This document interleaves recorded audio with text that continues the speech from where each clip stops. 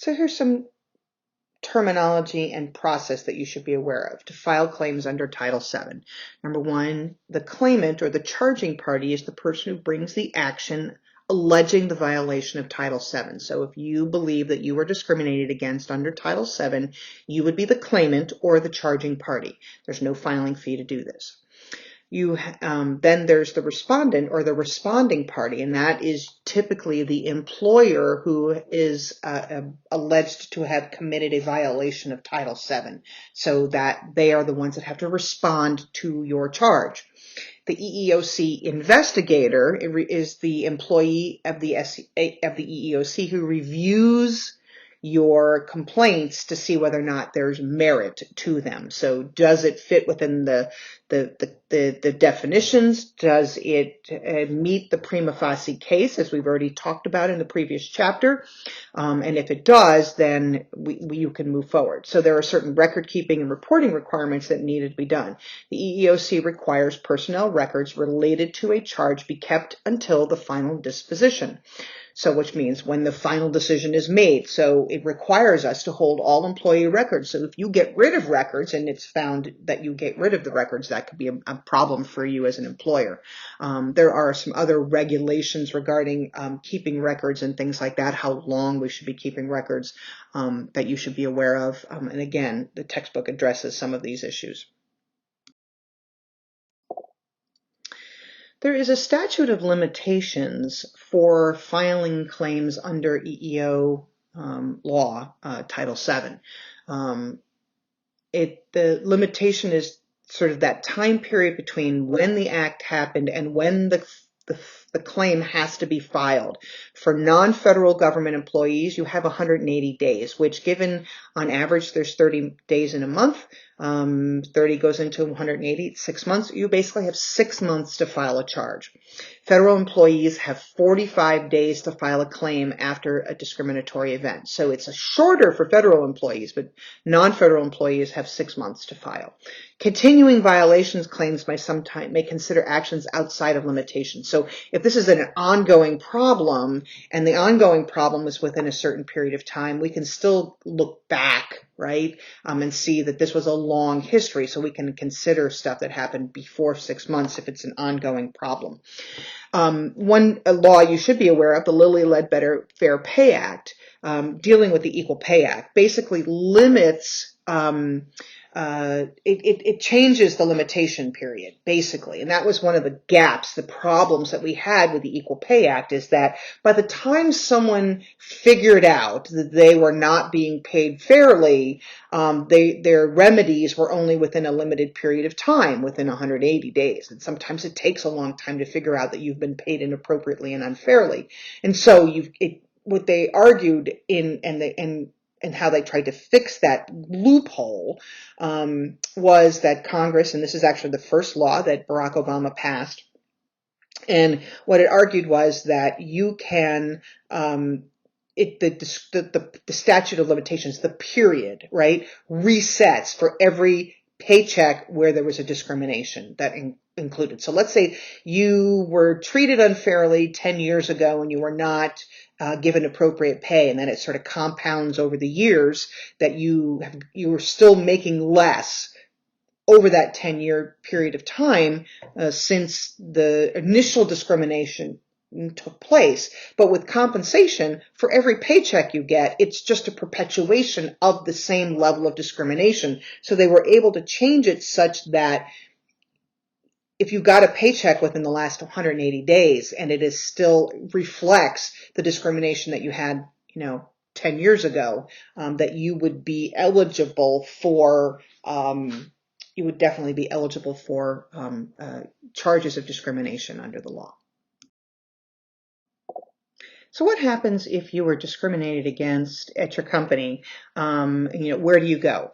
There are state and local enforcement agencies called 706 agencies because it's an agreement that they have with the EEOC, and that's the section of the law that defines this state and local enforcement. So they're called 706 agencies, and they are allowed to take the claims. process those claims of discrimination, and you actually have up to 300 days to file a claim under state and local enforcement. So it helps a little bit if you've missed your 180 deadline, 180 days, 6 months, you actually have almost a year then to file with your state and local agencies, which can process this on behalf of the EEOC. If the claim is not satisfactorily disposed of, it may be taken by the EEOC for litigations, taken up by them, by the EEOC. So if the state and local enforcement doesn't address the issue in an adequate amount of time, it can be taken up by the EEOC later on. So as part of this procedure, obviously the goal is that we don't want to end up in court, because once you get lawyers involved, court cases take up a lot of time and a lot of money. So Title VII always looks for resolution by what we call conciliation, which basically means that we all sit down at the table and we all figure out how we're going to work this out together without having to get lawyers involved and go to court.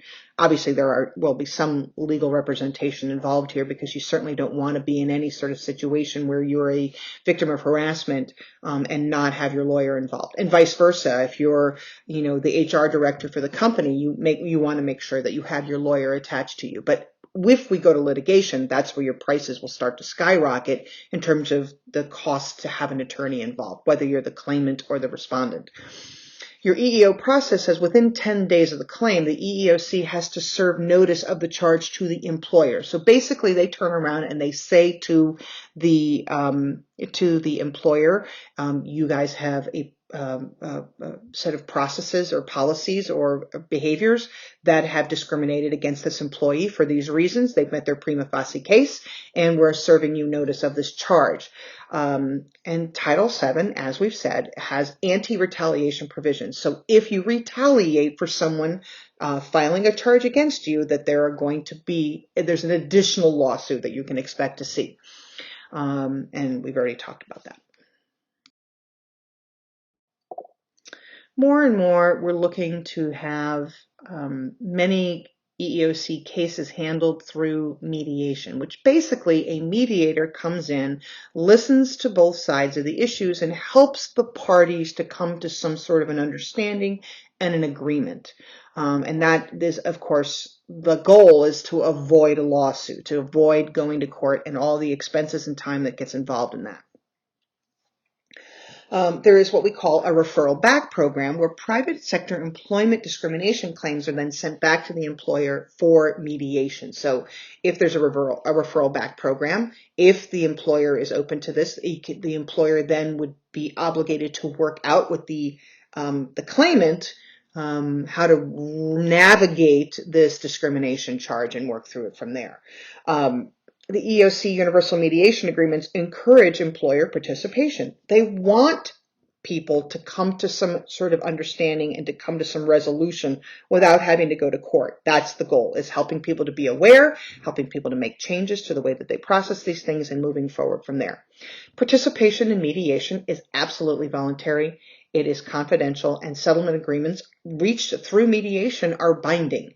So it's a win-win for everybody, because it's decreased cost, and it assumes that people are willing and eager to come to some sort of mediation, to some sort of agreement, without having to blow up the whole thing and have court costs. And again, if it's confidential. So if you reach a settlement agreement, you can't really talk about it afterwards, because it's confidential, right? So no one's going to learn what you agreed or did agree to. They'll learn that a confidential agreement was made, that dollars were given and awarded to somebody in part of that mediation. It doesn't necessarily mean you're guilty, but sometimes an employer may choose to mediate and mitigate the problem by paying money to make it go away, for all intents and purposes, to make that to resolve the situation. But it doesn't mean that there's an admission of guilt behind that.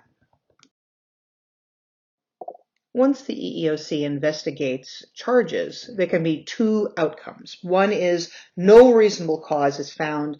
The claimant is given a dismissal letter, and basically it's called a right to sue letter, which means that just because the EEOC doesn't see a reasonable cause doesn't mean that they can't sue in federal court, but they has to be done within 90 days. So they would need to be able to do that.